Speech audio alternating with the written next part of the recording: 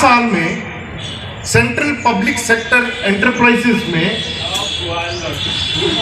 Permanent employees की संख्या में 36% की कमी आई और कॉन्ट्रैक्ट वर्कर्स की संख्या में 55% की वृद्धि हुई है। इस देश में औसतन एक मजदूर 16,000 रुपया कमाता है और उसी देश में गौतम अडानी जी प्रतिदिन 16,000 करोड़ कमाते हैं।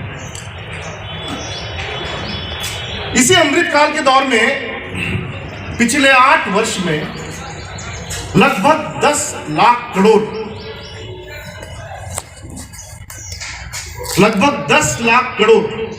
टैक्स पेयर की मनी, आपका और हमारा पैसा जो बड़े बड़े पूंजीपतियों ने ले रखा था बैंक से, उनको माफ कर दिया जाता है।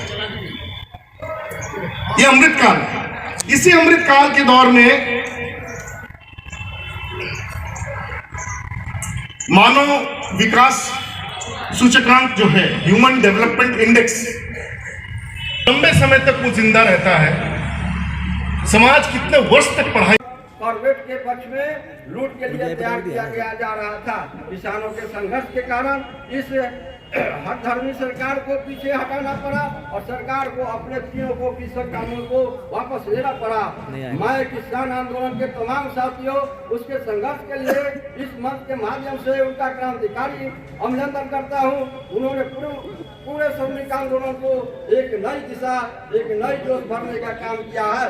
यह सरकार केवल आर्थिक नीति के मोर्चा पर ही विनाशकारी संदावादी उपयोगों के साथ साथ लोकतांत्रिक शासन संरचना को भी धीरे धीरे स्वस्थ कर रही है। बुनियादी संवैधानिक प्रावधानों को खत्म कर रही है। सरकार को असमित रखने वाले को गिरफ्तार कर रही है। जज लोग के धाराओं को नजरबंद कर रही है। CBI, PT, NI आदि के अधिकार का दुरुपयोग कर संघर्ष को दबाने का कोशिश कर रही है। यह सरकार सांप्रदायिक जातिवादी विभाजन के आधार पर लोगों को बांटने और ध्रुवीकरण करने में लगी हुई है। यह सरकार मजबूत 19 श्रम कानूनों को निरस्त कर 4 लेबर कोड पर प्रेरित किए गए हैं, जिसके उद्देश्य पूरी तरह से काम करने की स्थिति, कार्य स्थल पर अधिकार नियोजक वर्ग के पक्ष में ट्रेड इन अधिकारों को पूरी तरह के ध्वस्त करना और बदलना, सरकार के सामूहिक आंदोलन और हड़ताल के अधिकार के प्रावधानों पर अंकुश लगाने की सोच रही है।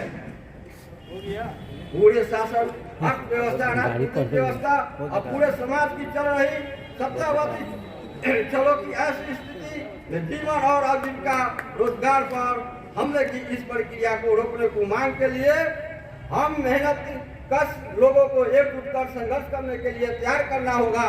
गरीब और भूख की भाई डिजिटल लोकतंत्र हमला और लोगों की एकता, इस हमारे देश की अपार समृद्धि को बेचने के लिए भी आगे आना होगा।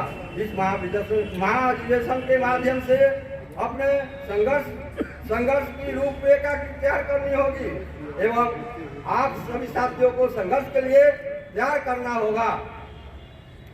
मुजफ्फरपुर डिवीजन इंश्योरेंस एम्प्लॉय जिंदाबाद।